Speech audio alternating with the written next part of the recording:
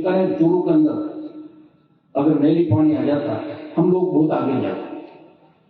अब हम बड़े मुद्दे नहीं खोदेंगे क्योंकि आने वाला समय हमारा है और हम जो चला गया वो वापस नहीं आएगा, जो है और आगे आने वाला उसको अपने हिसाब से अपने को रास्ते को उसको बनाना है।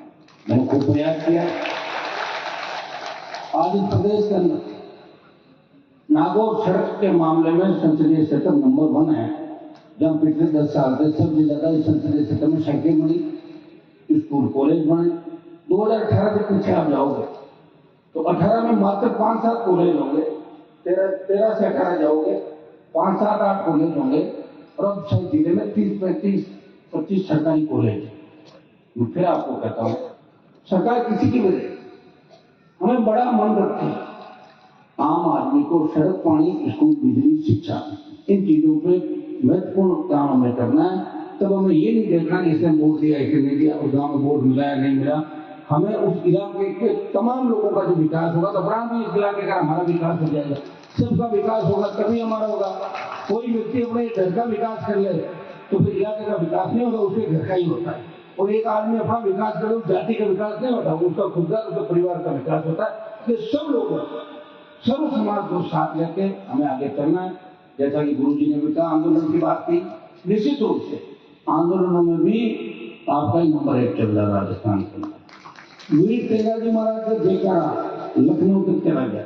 मैं देश के किसी भी कोने के अंदर जाता हूँ, कोई सा भी एयरपोर्ट हो, चाहे अगरतला हो, चाहे मेघालय के अंदर जाओ, चाहे गुवाहाटी के अंदर जाओ और चाहे मुंबई के अंदर जाओ, तेजाजी का जयकारा। और हमारी जाति के साथ साथ तमाम शेड्यूल कास्ट, गुर्जर, मीणा, यादव, सारे नौजवान माड़ी ये कहते हैं वीर तेजाजी महाराज की जय। ये तेजाजी के जयकारे के साथ हम आगे बढ़ेंगे। और हम तो ऐसे समाज चाहते हैं जिन्होंने हर पंथ और हर धर्म को मजबूती दी। हम किसी धर्म का विरोध नहीं करते, हम किसान हैं, हर किसी का सम्मान किया, हम बोले हैं, लोग हमें ठग के चले जाते हैं, उसके बाद हम पश्चाताप करते हैं ये क्या कर दिया, गड़बड़ हो गया। लेकिन समय को हमें समझना होगा और समय को जिस दिन समझ लोगे उस दिन अपना अपनी जो कथा का अभिप्राय है, ये समझ जो है उसी के अंदर है कि आप अपने लोगों के लिए क्या कर रहे हो। यहाँ घर जाके भूल जाए और आप कुछ होकर 3 दिन बाद कथा थी पहले में जाके आया था, ये जो बात कह रहे हैं गुरु जी, उन बातों पर हमें खरा उतरना, उन पर मंथन करना। मैं भी कर रहा हूँ। हाँ, एक आध कमी होगी, मेरे अंदर गुस्सा आ जाता थोड़ा, इसलिए आता है कि मैं इतना काम नहीं कर पा रहा हूँ जितना मैं भाग रहा हूँ। उतना पब्लिक मेरे पीछे नहीं भाग रही, वो बहुत तेज भाग रहा है। लोग भाग रहे 60 की स्पीड, मैं जा रहा हूँ 140, मुझे पकड़ नहीं पा रहे हो, इसलिए यूं हो जाता। तो आपको भी 140 भागना होगा। या फिर मुझे कह दो कि रमान जी सो जाओ तो दो ऑर्डर, मैं मेरे भी क्या 60-70 की स्पीड कर लूंगा। समझना होगा। खूब मजबूत किए लोगों को, प्रयास किया, नौजवानों को जगाया, लेकिन मजा कम आ रहा, क्योंकि नौजवान अभी भी माइंड सेट करके बैठा, अपने को 5 साल बाद इसको हराना है, इसको जिताना, ये करना, वो करना। हर आदमी एक ही बात कहता है, मेरा मौका लग गया, चौका मार दो, वापिस टाइम मिलेगा नहीं, खा जाओ, लूट लो, ये कर लो। तो फिर आपका क्या होगा भाई? आम आदमी का, आम आदमी, गरीब आदमी की कौन चिंता करेगा? अगर सारे नेताएं माफिया और बदमाशों के साथ मिल जाएंगे तो फिर न तो आपके अंगूर रहेंगे, न गोचर रहेंगे, न तालाब रहेंगे, न जमीनें रहेगी, न बच्चे हमारे रहेंगे। इस संस्कृति को जिंदा रखने का प्रयास हमें करना होगा और बगावत करके और इस प्रदेश में किसी छाप छोड़ी। मैं नहीं मानता इस व्यवस्था को बदल दूंगा।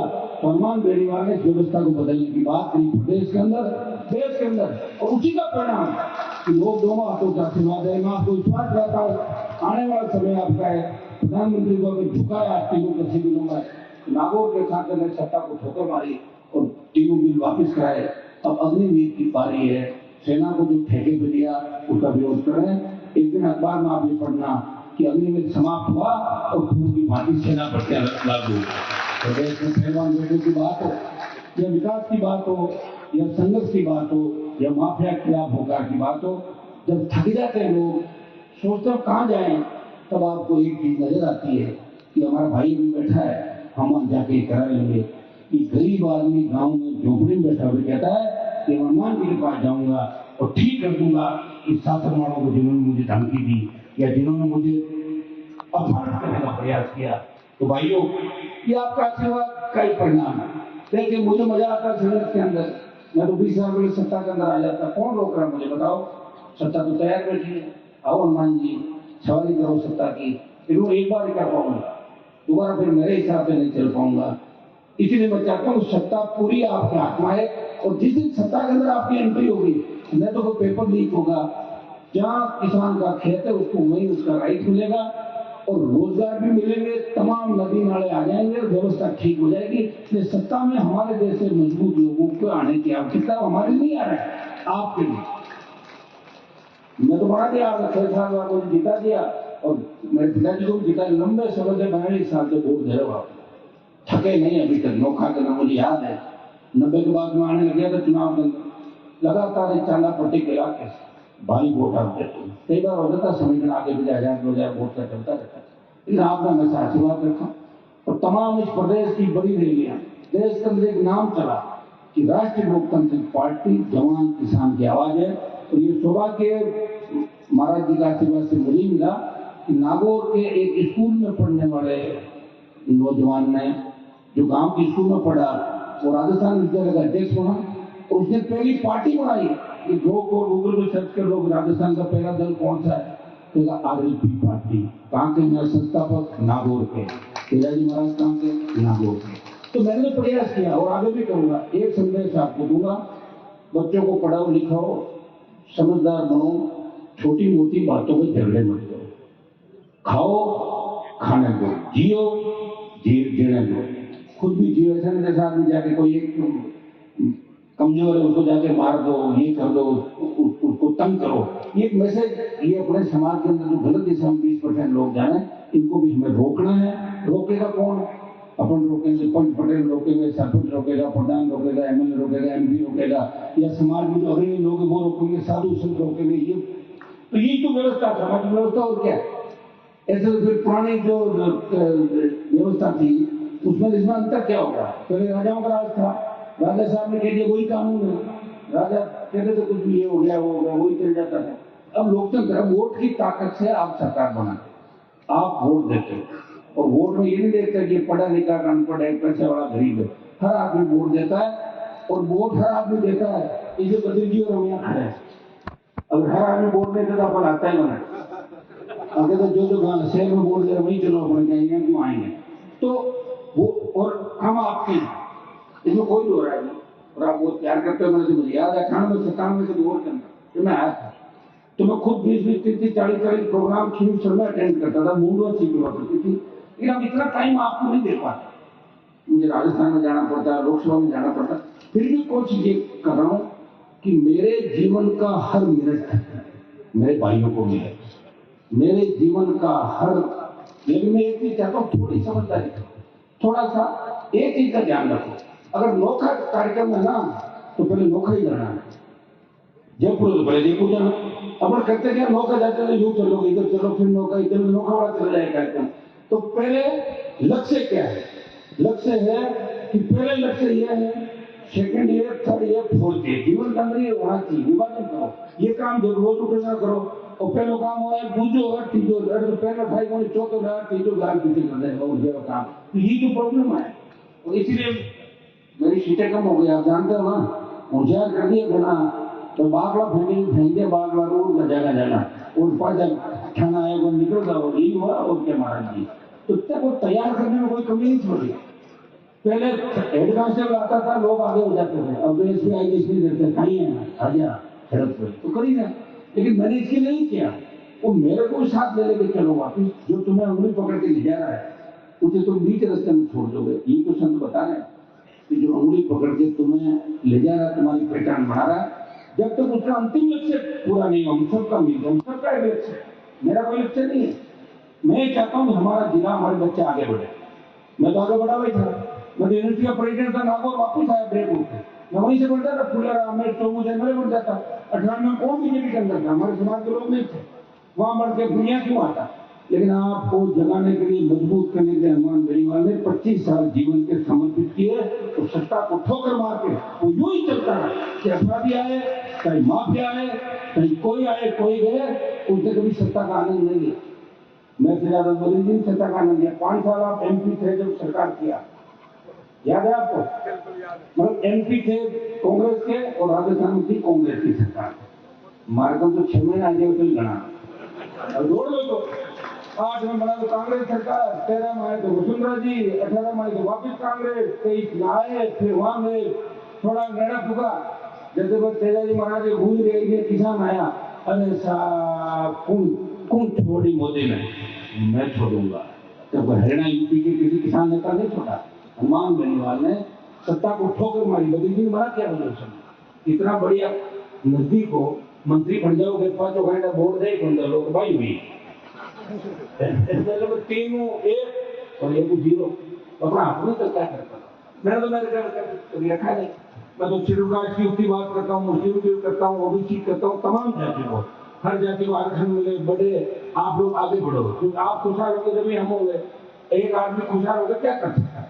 हमें लंबी थोड़ी बात नहीं होगा, लंबी तादाद में मातृशक्ति बैठी है। नोखा के अंदर महाराज जी ने 2 काम मुझे बताए। अब आरती का भी टाइम हो रहा, वो लेट हो रहा हूँ मैं। आज कम से कम इनको सुनना है, मेरी इच्छा इनको सुनने की, थोड़ा मैं लेट हो गया लेकिन मैं इनको सुनता रहता हूँ।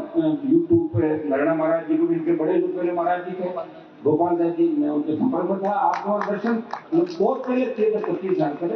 अब एक बार मैं उपस्थित दर्ज करूंगा। इनका पूरा जो नरेना का इलाका राष्ट्रीय लोकतांत्रिक पार्टी का गढ़ है, वहां पे हर गांव में बच्चे तैयार खड़े।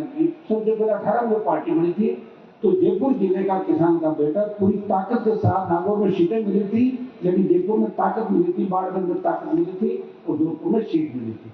तो तमाम राजस्थान में किसान के बेटों ने ताकत दी और उसी का परिणाम है कि समय आगे भी तो हो सकता है लेकिन लक्ष्य पे हम ही जाएंगे। समय लग सकता है, थोड़ी हिम्मत रखो, समझ के साथ आगे बढ़ो। आने वाला समय आपका 2 मांग इन्होंने महाराज जी ने आदेश दिया। एक तो लाइब्रेरी, तो बड़ी लाइब्रेरी आप बता दें कि जमीन की व्यवस्था आप लोगों को करानी पड़ेगी। लाइब्रेरी के लिए बहुत जमीन की आप लोग कराओगे व्यवस्था, सरकारी या जो भी बता दो ना, सरकारी भी अच्छी बना देंगे। जितने आप कहोगे 15 लाख की, 20 लाख की, 25 की, 50 की, जितनी नौखा में बताओगे बड़ी लाइब्रेरी आप बना देंगे। और दूसरा तालाब की बात करिए तो मैं जो गुलाब सागर तालाब है इसको भव्य सौंदर्यकरण करा के खूब पैसा इसमें लगवा देंगे और सारा पैसा दिल्ली सरकार का लगवाएंगे। ये मैं आपको विश्वास दिलाता हूँ, ये बना के दे देंगे। ये दोनों काम आपके 100% करेंगे। सड़कें खूब बन गई और कोई सड़क का मामला अगर होगा आपका तो मुझे लग रहा है कि एक सड़क शिव नोखा बाकी है, ठीक है, एक क्या, तो उसको भी आने वाले टाइम जल्दी सड़क को बनवाएंगे और बाकी भी सारा काम आपके लिए चिंता नहीं कर तैयार है। छोटी मोटी बात जो है तो शाम तक उसको सलटाओ, ज्यादा नाराजगी भी नहीं होनी चाहिए, आप उसमें लड़ना भी नहीं चाहिए और सबको एक दिशा के अंदर, गांव को, समाज को, सबको साथ लेके सब लोगों को चलना। नौजवानों को एक विशेष संदेश, नशे से दूर रहना। आज हम सब ज्यादा बदनाम हो गए। राजस्थान के लोअर ओसियां, खींवसर, फड़ौदी, आप देखिए जिस तरह बच्चे एमडी, डोडापोर, इसमें गांजा पकड़े जा रहे हैं। जेल भरी पड़ी भाई, जेल से चिट्ठियां आती लोगों की, अरे साहब 10 साल हो गए, खुली जेल में ले आओ।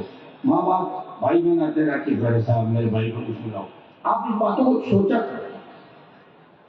सारे बड़े नहीं बनते, नशे के 2-4 कारोबारी बढ़ गए आगे, बाकी लोगों को नीति रहना पड़ता। पकड़े जाने के बाद सांस निकाल देते हैं। कानून की जो बेड़ियां बहुत मजबूत है, कानून की जकड़ मजबूत है। इसलिए भाइयों, नशे से दूर रहते हुए अपने व्यवस्था को बदलना है और अच्छा समय आपका आ जाएगा, इतना मैं विश्वास आपको। थोड़ी हिम्मत रखो। जब मैंने 25-30 साल हिम्मत रखी है तो 1-2 साल आप हिम्मत रखो। हिम्मत की ही कीमत है, हिम्मत से सब कुछ ठीक होगा, इतना विश्वास मैं आपको दिलाता हूँ। बहुत बहुत आपको धन्यवाद। जय हिंद।